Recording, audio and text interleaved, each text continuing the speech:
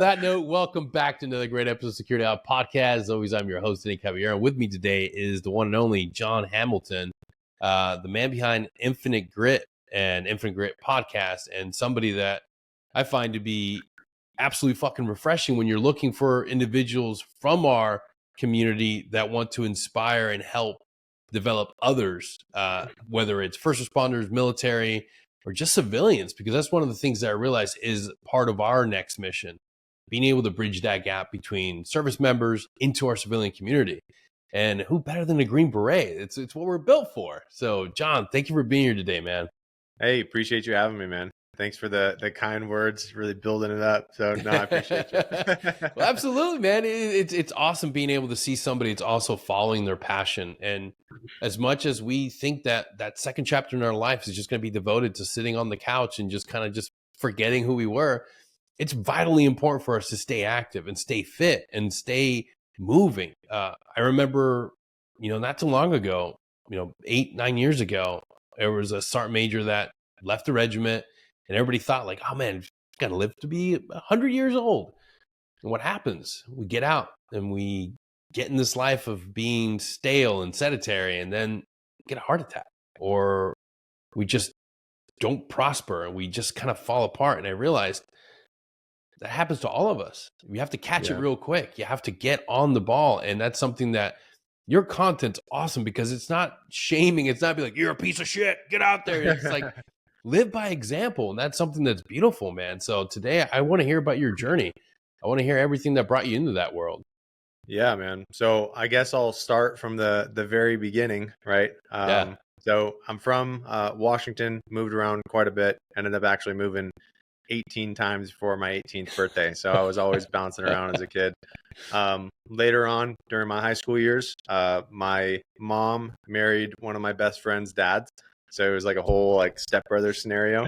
But yeah, it was crazy. We moved different schools. We were always the new guys, and we were both the same age, football players. So just always causing problems. It was a good time.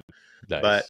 But my stepdad happened to be a former Green Beret. He was a Green Beret during the Cold War. He was with First Group, spoke Russian. He was, nice. Boarding Soviet ships during the Cold War. All these crazy stories I heard growing up. He did some work in South America, which I'm sure you'll appreciate. But through the end of 70s, throughout the 80s and early 90s is when he was getting after it, which is a pretty iconic time in the world of special operations, right? Yeah. So I grew up listening to those stories. I freaking knew. I was like, that's what I want to do, right? I want to be a Green Beret. I want to have my own stories like this and have those experiences. Obviously, the brotherhood. I hear him 3 times a week, calling his old buddies and getting on the phone with them. So I was like, that's what I want, right? So I graduated high school. Obviously, I graduated at 18. You can't go the X-ray pipeline at 18. You got to wait a couple years. So I was like, okay, I'm going to, try to do something in the military, get a little experience under my belt, and then go to selection.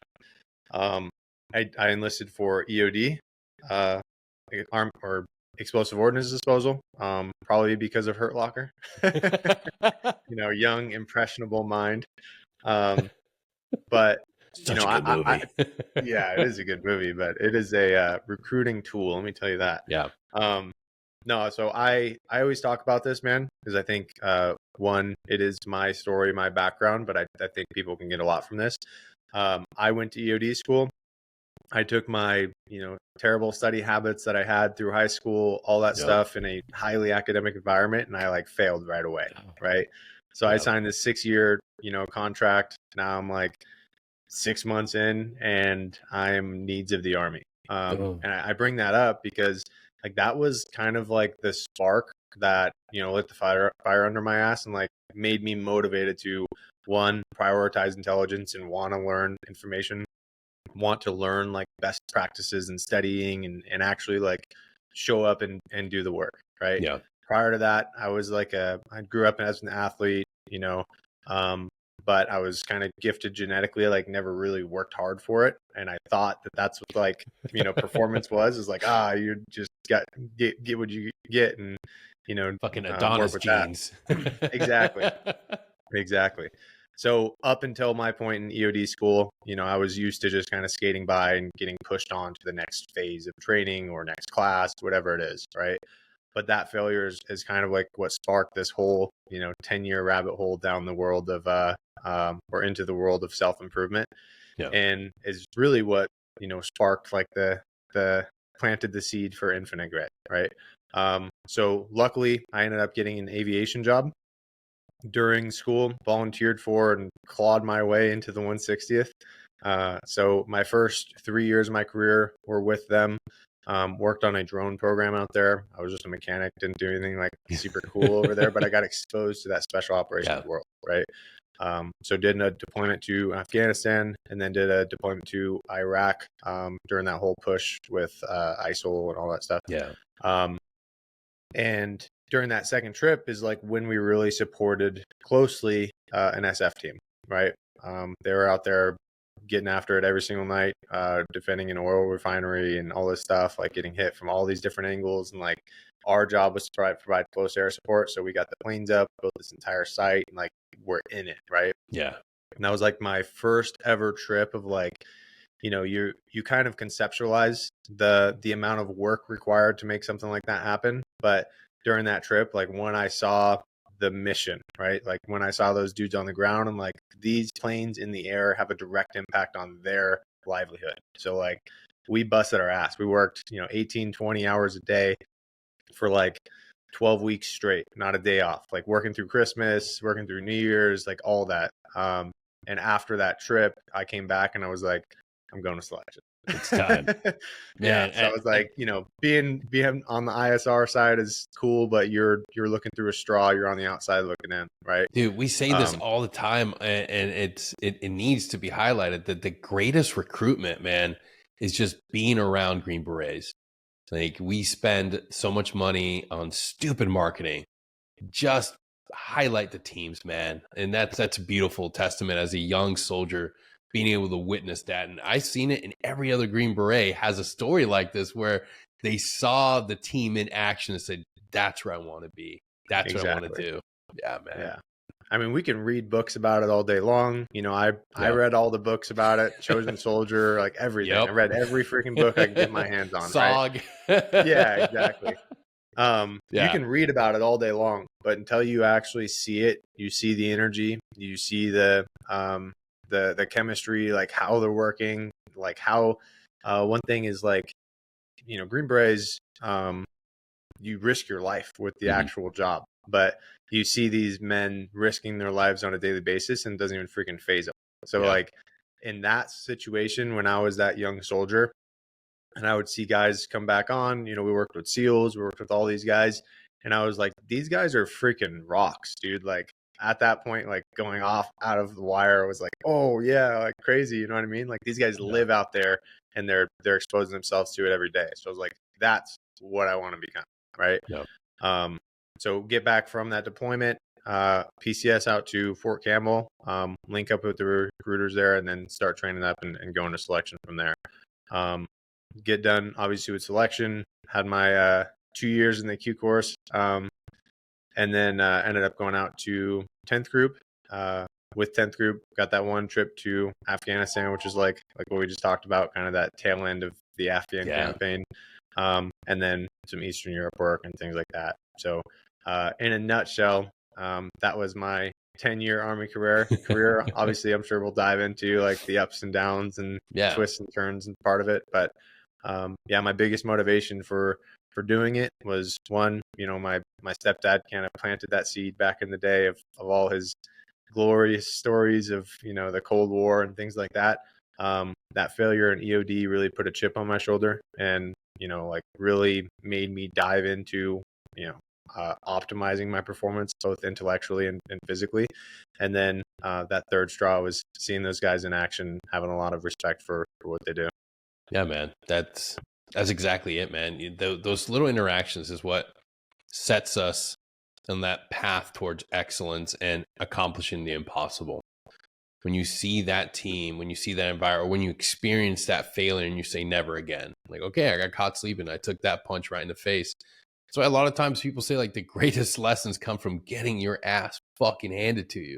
You're Yeah. not going to learn shit from all the times you just glide through and pass and make it through all this stuff. No, it's when you are face to face with fucking failure, when you're Yep. at that bottom and you're just like, okay, I'm going to have to walk back into that team room on Monday and tell my team sergeant that I didn't do something right or I failed in some way. And it's like, fuck.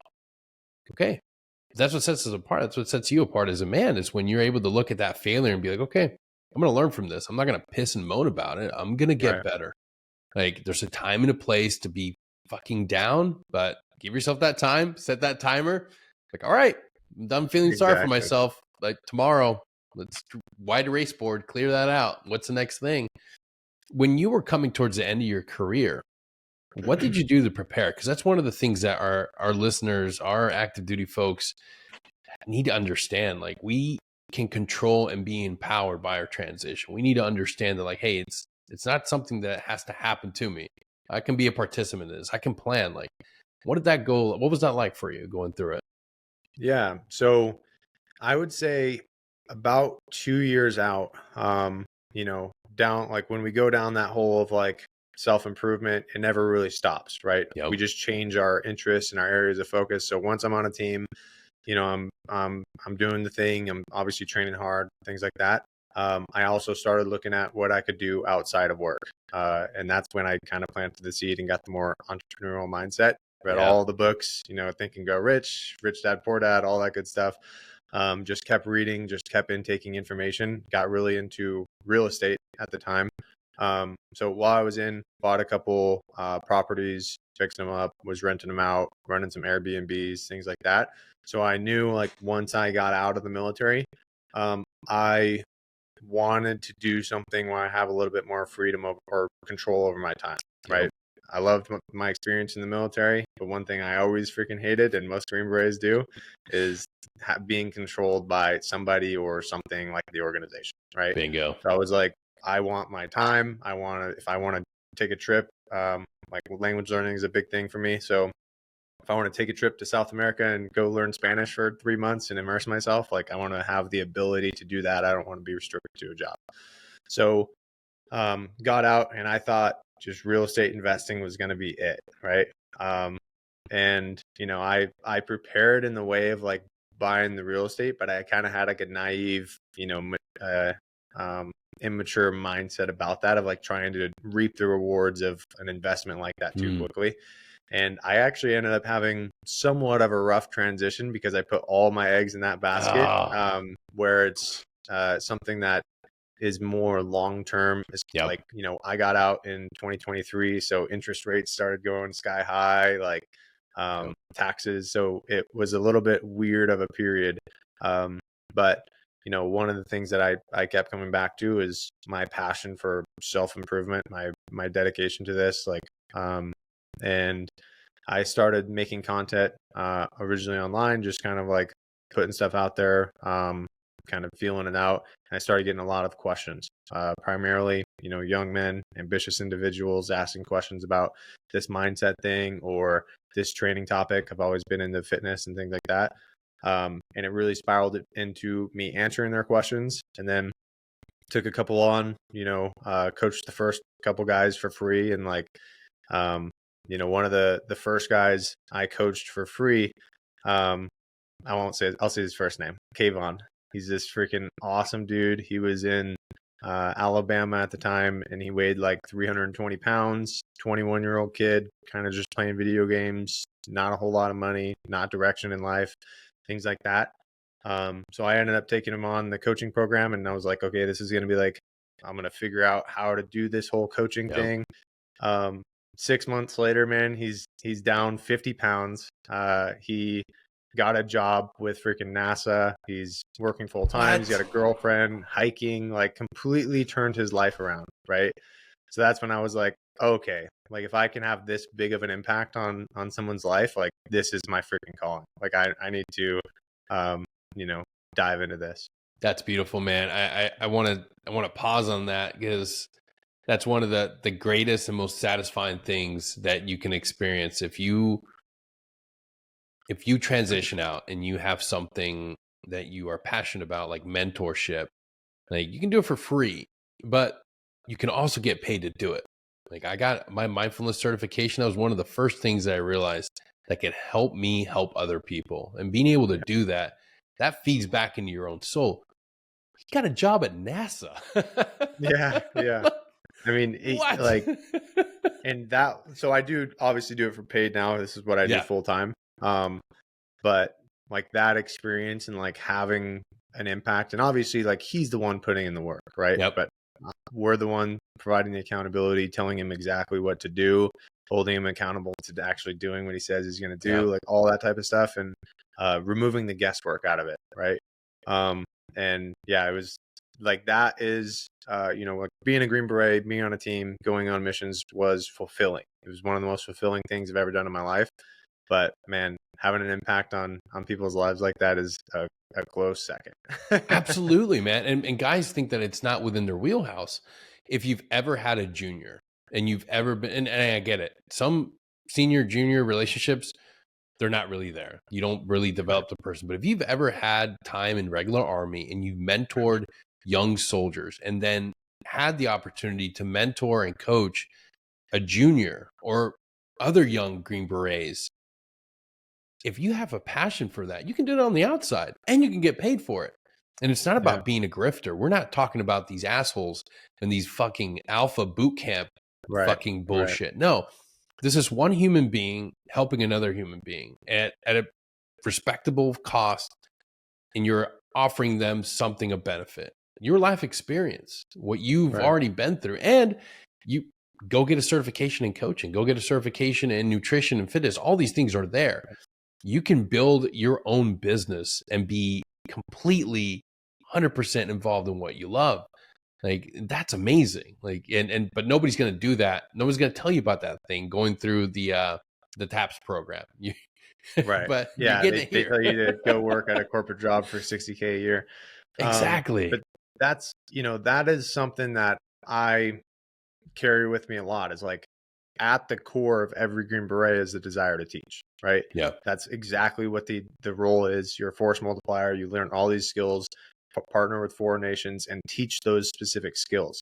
So getting out of the military, like transition into teaching, obviously different topic, but still teaching, guiding, mentoring. Like it's a very natural progression, I think, for a Green Beret. Yeah.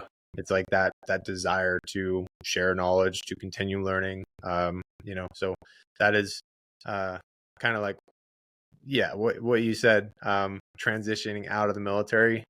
There's never going to be a shortage of I'm sorry, there's never not going to be a shortage of good, strong men who can be leaders in the community and teach these individuals how to improve their lives. Like you can only take on 50 to 100 clients at a time. Yeah. There's millions of people out there that if you create a structured plan for them, remove the guesswork out of their life, figured out where the time sucks are and where they're wasting their time and not making progress, like you can drastically increase the speed at which somebody can get from point A to where they want to be with their life just by your mentorship. Because one of the biggest things that, you're obviously more in the entrepreneurial space too, is like Hmm.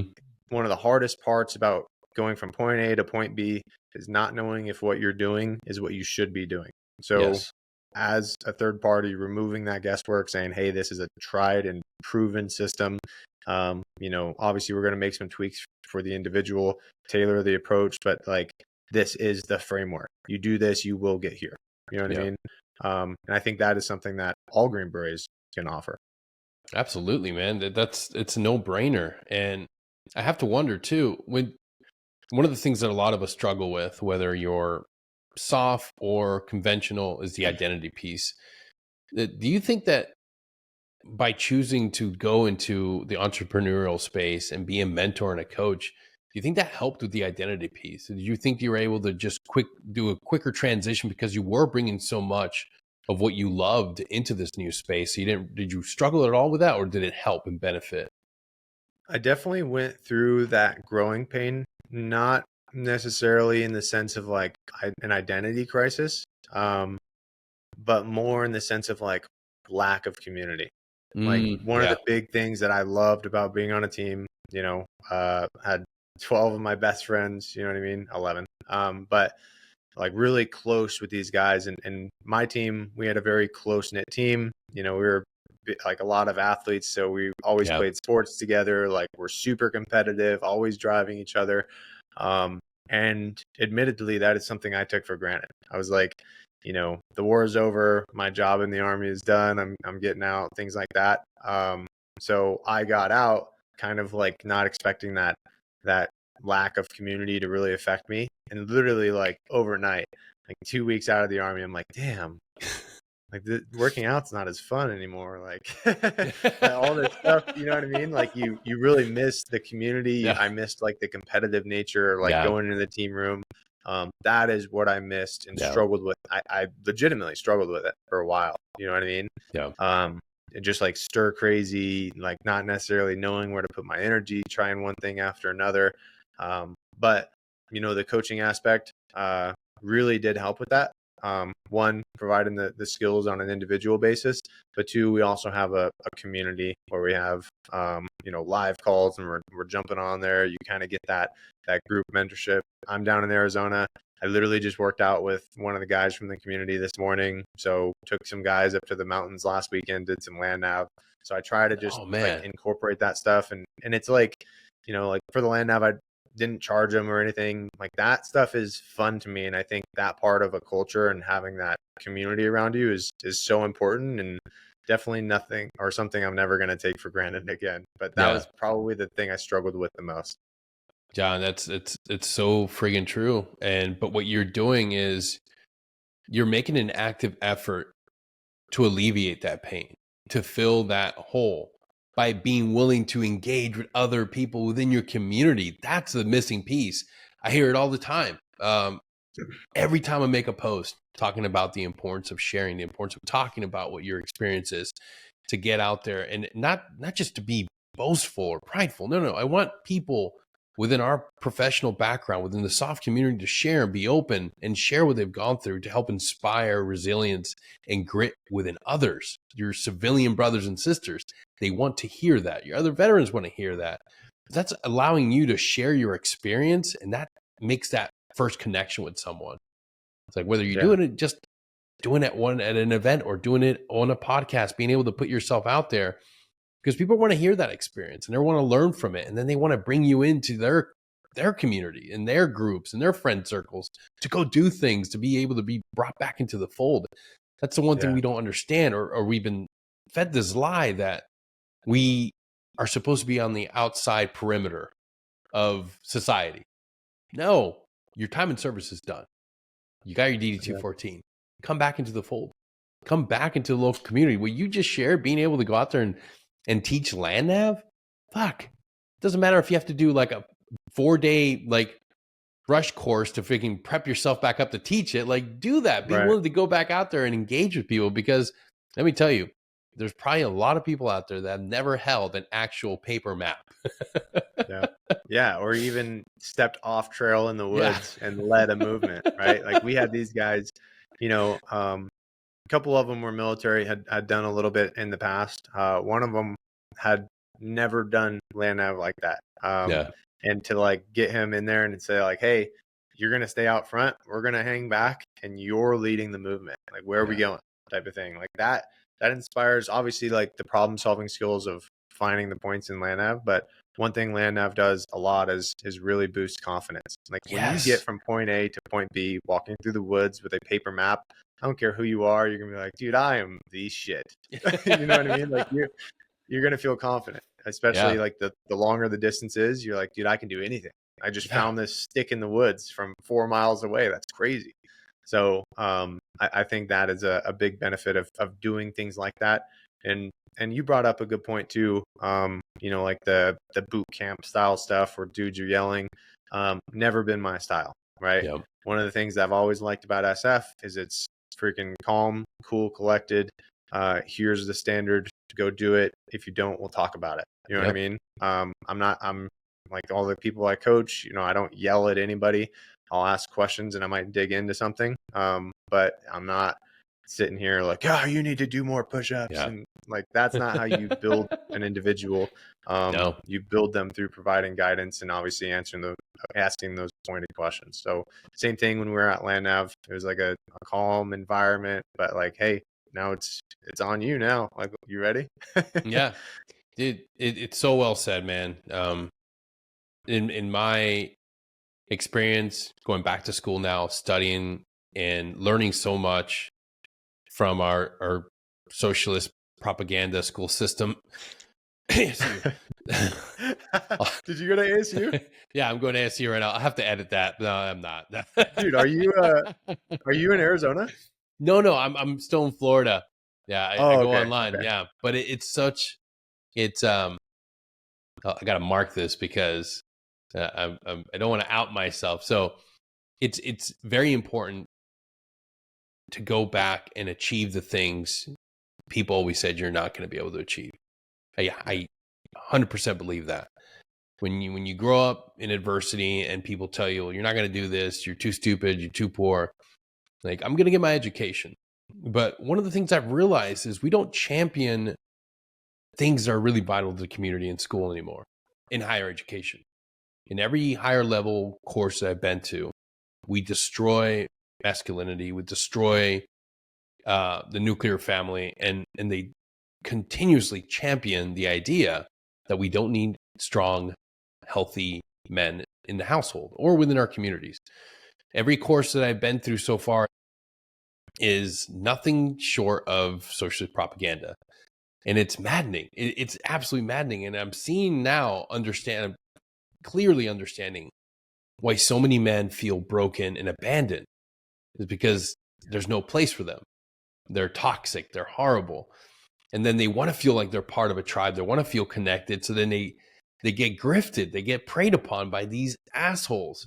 When in reality, they need somebody like Jon. All they need to do is go on social media and find your profile and listen to quiet wisdom that doesn't come from a place of boastful, prideful arrogance. It comes from a place of wanting to simply help somebody get better. Like, hey, Right. I can help you do some really uncomfortable but great things in your everyday life that are going to pay out in dividends for the rest of your life if you're just willing to just come along in this journey. Just come on, let's work out. Let's go do some hard things. And that's needed from and that's the way I view it. If more Green Berets, if more Rangers, if more, well, no, okay, SEALs too, in our TACPs, in our CCTs, if more of these amazing members of our 1% of the 1% communities are willing to get out there in that public space and teach, coach, mentor, and give back in some way. And it doesn't have to be for free. You can make money. You can make a healthy living. You can be doing something you're passionate and get paid to do it. Yeah. And also be willing to help individuals that desperately need that connection. I'm tired of seeing bitter, angry people. I'm tired of seeing broken men that feel like they don't have a place. And now more than ever, we need them. We need strong individuals in the homes. We need fathers. And we need to feel like, hey, it's not wrong to want to be a good person, have high morals, and have values. And we're being vilified. And I think you're the perfect example of somebody that can walk into this space, because nobody can say like Jon Hamilton is toxic. No, nobody can say Jon Hamilton is a bad guy. Like, no, dude, he's giving out fitness and inspiration in a great way. And we all need to take lesson and take note of it, of how we can be better about influencing our civilian brothers and be able to give that solid advice. And I think, man, like we're in a slippery slope. And if we don't, then who will? No, and that's not to, keep talking about Infinite Grit, but that is a huge goal of mine, is not to make it just about me. That's why I created a brand and instead of saying Jon Hamilton Coaching, it's Infinite Grit. And my goal, I actually have a call with a buddy who's getting out tomorrow, is to hire Green Berets and have this be like a collective of, hey, you come on to Infinite Grit and you get, assigned a Green Beret coach with best aligns with your specific goals, but you also get access to the entire team of Green Berets. There's there's like calls that are led by each individual Green Beret, asking questions, go over areas of expertise. But it's like, this is like the team environment that I want to build. So one, I want to accomplish like, easing the transition Yes. out of like, the military. If I can hit up a Green Beret and be like, hey, you don't got to worry about like your income, like we'll replace and probably pay more than what the Army is paying you. You just come coach, share your wisdom with these individuals and coach them to a better life, right? So that is one thing that we really are working towards, and hopefully, tomorrow the first one will come to fruition. Dude, hell yeah, man. I'm so glad that that's the path you're taking on, because it's a mission that is not going to go away anytime soon. And you don't have to Right. worry about higher headquarters calling you and canceling it. Like, you get to decide. Yeah. If we want to take a trip somewhere or go do something, Yeah, we don't got to get the clearance. We don't got to call range control, nothing. absolutely. When you were building this, at what point did you feel comfortable believing in yourself? Because that's one thing that I realized talking to a lot of entrepreneurs. Like, there is a truth in saying that if you really want to be successful in this, you have to get rid of plan B. You have to get rid of plan. But so many of us are like hanging on to like, I'm not hanging on. I'm going forward. And then you're like, I got to send this resume on LinkedIn today. Like, yeah. No, I 100% have done that so many times. There's been so many times throughout this entire process where I like pull up my phone. I'm like, what's going on in the world of Indeed? You know what I mean? What jobs are out there? Because it's hard, dude. It's hard. fuck yes. So like, there was 7 months, because admittedly, I hired a coach now for me, which has been an absolute game changer. Enabled me to deliver a better product, enabled me to actually, make a living off of it and things like that, and just make the whole program way better. I should have done that in the beginning, but like every stubborn, dude that, especially coming from our environment, we're like, I can learn anything, right? So, dude, I struggled hard. I went like 7 months making less than $1,000 per month. And I was just like blowing through my savings. Like I was freaking out. Right. So I would say, that we are able to outwork our self-doubt, right? There's still times where things pop up. There's like throughout that entire process, I was riddled with self-doubt, like always thinking about, plan B and things like that. Two things with that is, one, I never actually gave it like a legitimate shot to go to a plan B. So I knew like this was the main plan. This is what I want. Anytime I like got off track, I was like, dude, just shut the fuck up. You know what you need to do. Just do it. Right. And two, like my wife is awesome. If I was like venting, if I was stressed or something like that, she quit her job making decent money, and we both went all in on this together. She helps me out with it.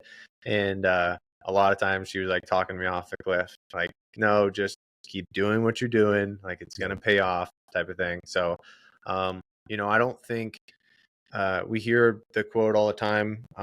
I've shared the quote, like burn the boats type of thing. And I do think burning the boats is important. But more so than that is putting in the actual work. Like it doesn't matter if the boats are burned. It doesn't matter if a certain person is part of it or standing in your way. Like as long as the work is being done on a daily and consistent basis and you're making progress towards it, then you will get there.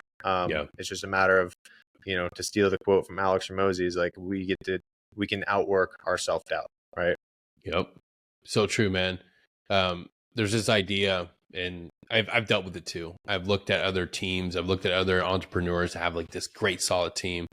Shout out to Triple Nickel. Every time I see those guys, I'm just like, fuck, I am so fucking jealous, because they built a fucking ODA.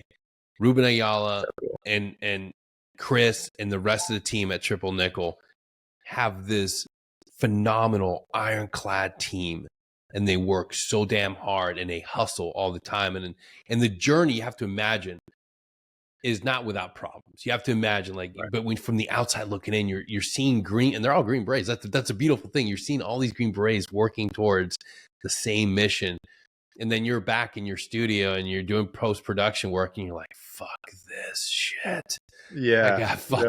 I got 17 more fucking videos to do and 4 more podcasts. This sucks, dick. Yeah. It's like, Yeah. but it's like you and I put a quote on LinkedIn. It's like, fuck the cavalry. So many of us get started on this dream, and you may have started with a few people that are like, yeah, we'll build this company, we'll do this.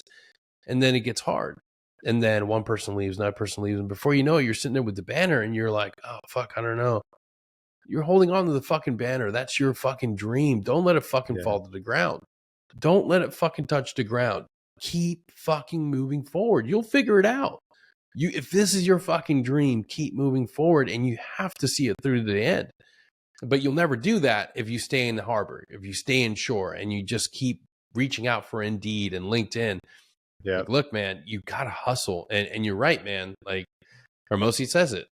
Fucking keep working. Hustle so fucking hard that others fucking take notice and they fucking start. You will eventually build the team of your fucking dreams. But until that day, keep fucking moving forward, man. And it's the hard thing to tell when you sit down and coach a service member going through their transition and they want to be an entrepreneur. They think they want to go into business and they want it to be secure. They want it to be safe. It's like, deliver this package to me where it feels good.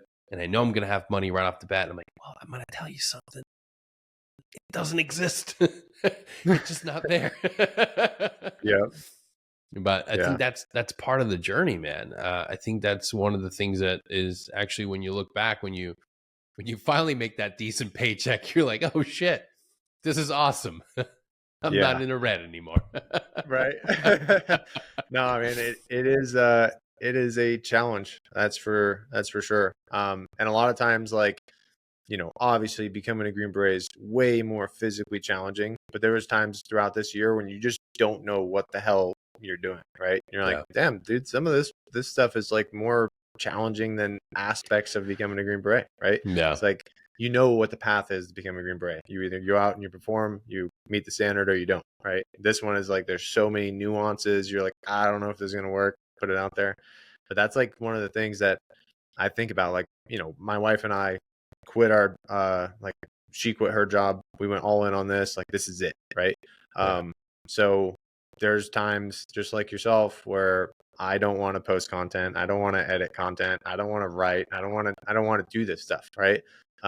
And I will literally, like, picture myself having to go to my wife and be like, we failed, or like, we didn't make any money. And the reason is because I didn't post content, right? It's like, oftentimes, even though the path might not be laid out, we know the 80% of tasks, or the 20% of tasks, it's going to get the 80% of the results. And a lot of times we try to squirrel our way around them and not just go at them head on, and stay consistent with those few things. But that's what gets the results. So, for the dudes transitioning out of the military, and wanting to go that route, definitely is going to be a challenge. But like, you have done way more challenging, way more. You've shown that you have all the skill sets, everything, the resilience, everything to make it happen. You just have to identify what it is that you want to do and then attack it. Absolutely, man. I think at some point, especially if you deployed and managed funds and seen projects into fruition throughout your time as a Green Beret, like, you have the skill sets. You've done a lot of this work. I didn't understand it. Like, I spent so much time trying to learn and get certification and skill sets that I already managed. I already had. You go to Scrum, get a Scrum certification, and you realize, okay, this is just the assholes down at S3 during their daily meetings. Like, what the fuck did I spend this money on? And you go through, and, like, not to say that it's not useful, because let me tell you, I have used so much of those skill sets managing my own time, my own output, being able to understand workflow. That is important. But don't discount what you've gone through in the military and say that it's not going to help you. Like, I've never met people that could hustle with so little and get things done on the grand scale, like I have with Green Berets. Like, we're just cut from a different cloth. Same thing for freaking the infantry too. So shout out to your paratroopers in 82nd, because let me tell you, if you guys there are transitioning and you're part of the great division. Like, let me tell you, you're going to be successful. You have the grit, you have the determination to make it out there. Just, you have to be willing to dream for yourself, which I find is really hard. People don't want to they're not willing to give themselves permission to dream. So they're looking at just job listings. And that's the thing that ultimately only you can do. Only you listening out there can make that determination for yourself. Like, bet on yourself and follow your own dreams, or do something for someone else. And that's okay too. Like, as long as you're happy and, it meets your needs. But man, I'm telling you, you can do what Jon's done. You can do what so many other veterans have done out there, if you're just willing to see the possibility. When we look at the amount of energy and drive and hustle that creating your own business takes out of you, what are some of the things that you do to pour back into your spirit, to pour back into your marriage and into your own well-being? Yeah, admittedly, I was pretty bad at it for a while. I knew it. You know what I mean? Like, I think one of the things that all of us have in common, from this environment, like just ambitious men in general, is we tend to get so fixated on something. So like, get obsessed. Dude, for a long time, I was working no less than 14 hours a day, right? Between like putting out a piece of content every day on all these different platforms, coaching all these individuals, writing different programs, like nonstop, answering questions, just nonstop. But obviously that starts to take a toll pretty quickly, especially like when the wife's like, you're working all the time. Like, I'm getting sick of this. So can we start living at some point? Yeah. All right, we're good. Like, chill. You know what I mean? But the last couple of months, it's been putting a bigger emphasis on that, and admittedly has saved my sanity a little bit, and improved my relationships. But really, just taking the time to do the things that you love doing. So for me, I'm big into the outdoors. I like hunting, hiking, just spending time in the outdoors, camping, going on different adventures, seeing different stuff, driving, all that stuff. That's what I love to do. That's what me and my wife and I, when we get time, that like really charges our battery, right? Yeah. But one of the things I always talk about is like, I think a big reason why, the not veterans, but just people in general never feel like their battery is charged. Maybe they worked 5-day week or whatever. Then they have the weekend and they're dreading Monday. They feel tired. They don't feel good about themselves, is because they left, unfulfilled promises on the table and took that like looming, guilt of those unfulfilled promises into the weekend. So one thing I try to do is I will literally make a list, Thursday, Friday. So today is like my get shit done days. And I will just work my ass off to complete everything on it, so I can go into the weekend knowing that everything is complete. Like, I can focus on spending time with my wife. I can focus on doing the things that I love doing. And I think that, going back to like the whole passion thing, I think that's something that is very easy to fall into, right? I think we go so hard when we're in the military. We're always, going, the op tempo is high, all this stuff. And, you get tired at a certain point. Like, you get out of the military, you get that freedom, and you're just like, you can relax. Like, holy shit. You know what I mean? Like, I'm not going TDY next week. I don't got to pack for anything. Like, you have that kind of breathing room. But I feel like, and I've seen this, not necessarily Green Berets, but with a lot of just veterans in general, is they get out of the military, they take a breath, and then they end up living in that relaxed state and never finding something else to work towards. And that is like a very toxic place to be in if you live there for the long term, right? Yeah. It can be very attractive to stay in comfort land. The VA certainly doesn't help. With the overprescription of medications that seriously make it easy for us to just, and I was there too. I was dealing with a lot of health issues. And at first it was very easy to say, okay, I'll just take this. But I'm grateful that I didn't indulge and I didn't sit down and say, hey, I want to live this comfort, pain-free life and embrace discomfort. And I talk about it a lot. Like, you got to get out of the couch. You got to get up off the couch, even if it's just walking. Even if it's a 40-minute walk in the morning, 40-minute walk in the evening, do some light workouts. Like, there's so many of us that are dealing with complex injuries, and I get it. Like, it is not an easy thing, but I've seen people with insane injuries get up every morning and do what they can, and they get better, and they progress, and they continue to get better. I talked to a lot of people. Recently talked to a friend, and it broke my heart seeing where he's at in his journey. And when you're dealing with horrible repercussions of TBI and you're heavily medicated, time moves and continues to move, and it doesn't stop for somebody. And if you get in that complacent comfort zone where you're like, I'm too broken to move, I can't do anything. No, don't listen to that voice. There, you can do something. There is something you can do. If it's just getting up and doing a few lunges, doing an air squat, doing friggin' push-ups from your knees. Maybe it's a 15-pound weight, 10-pound weight, something.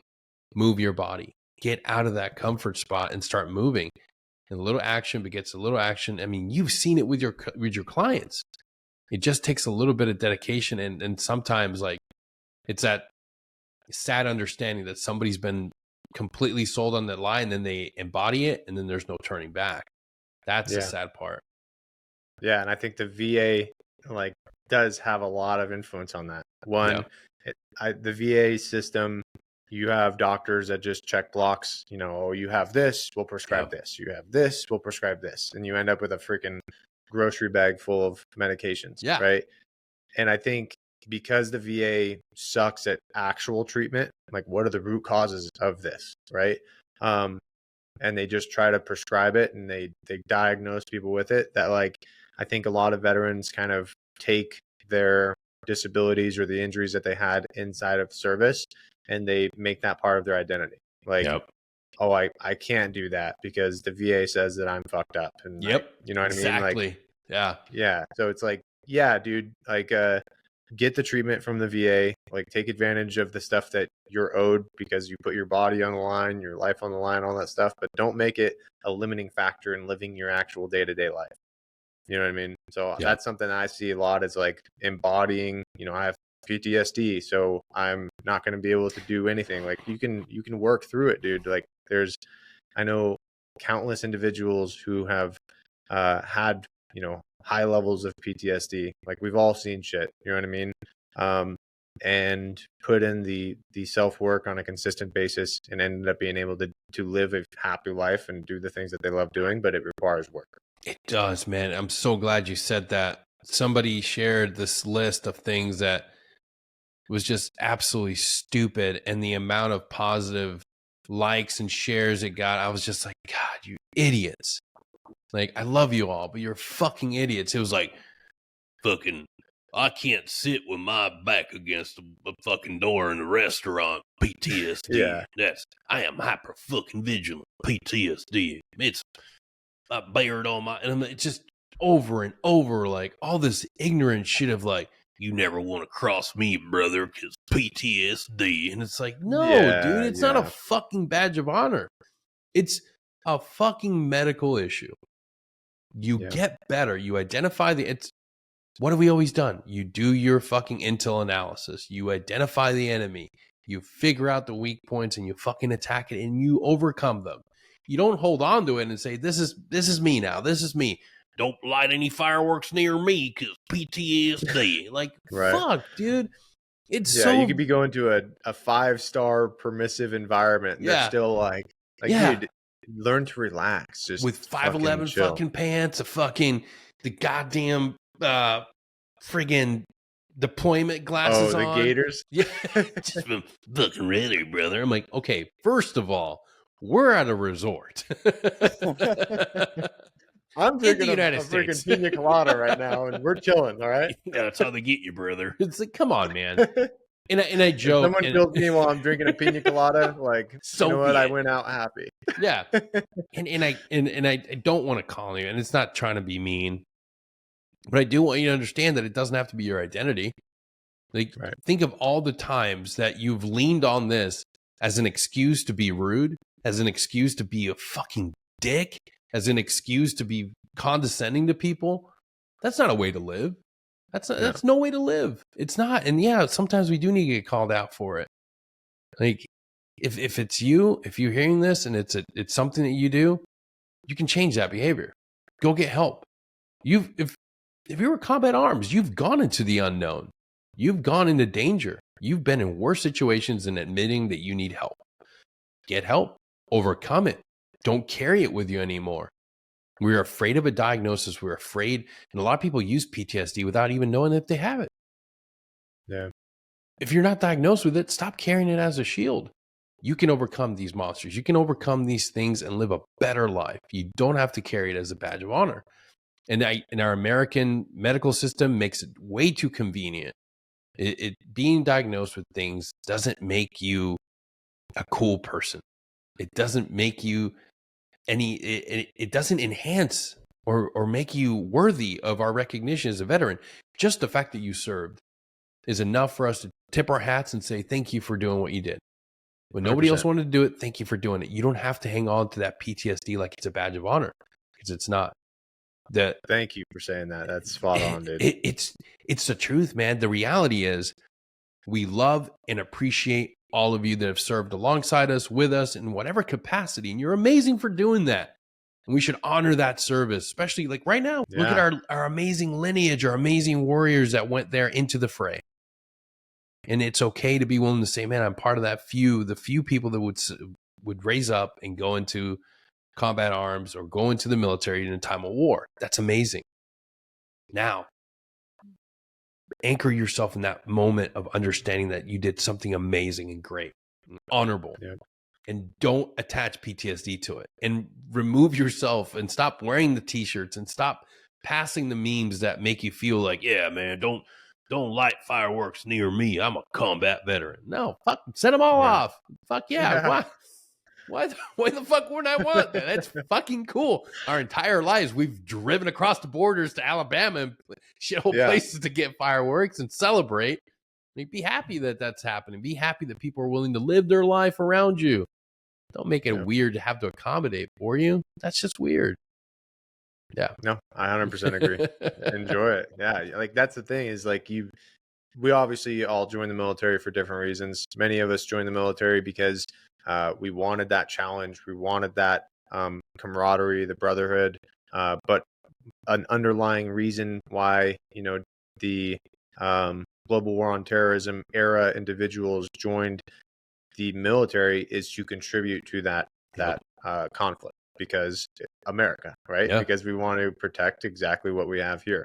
So when you get out of the military, fucking enjoy what we have here. Like, yes, there's always going to be something in the news. Yes, there's always going to be this and that going on. But if you go to permissive environments where the crime rate is extremely low, which there are thousands of places, even in Arizona, there's places right down the street from me where there is literally zero crime pretty much ever, right? Yeah.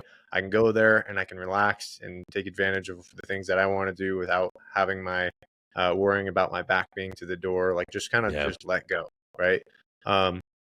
So no, I 100% agree, and take advantage of the freedoms that you have that you put your life on the line to protect. Yeah, man. Be able to enjoy life. It's a lot better when you're happy and you don't have to worry about always being at a 10. It's okay to be at a 1. You go to you go to a dangerous part of your neighborhood or dangerous part of the country, have your concealed carry. Ramp it up a little bit. Yeah. Exactly. It's supposed to be movable. It's not something, and that's something that's like, if I'm going to a permissive environment, like, I'm not gonna have a big posture and like be this dude. I'm just gonna go enjoy the night. You know what I mean? Like that. I feel like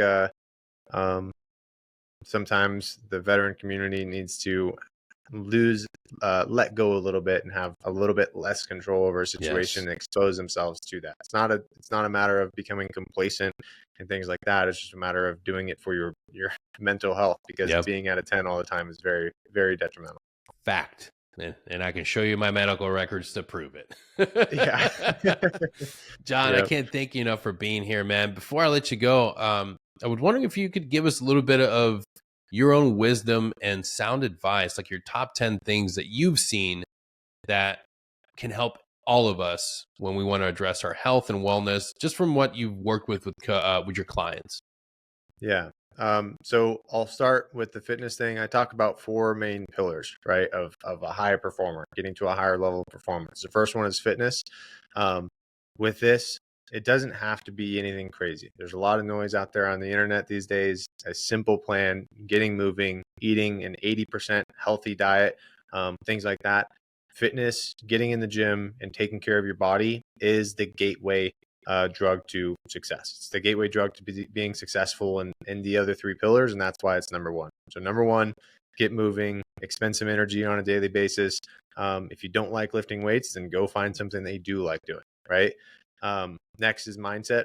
From a mindset perspective, the number one thing that I encourage individuals to do is to develop clarity.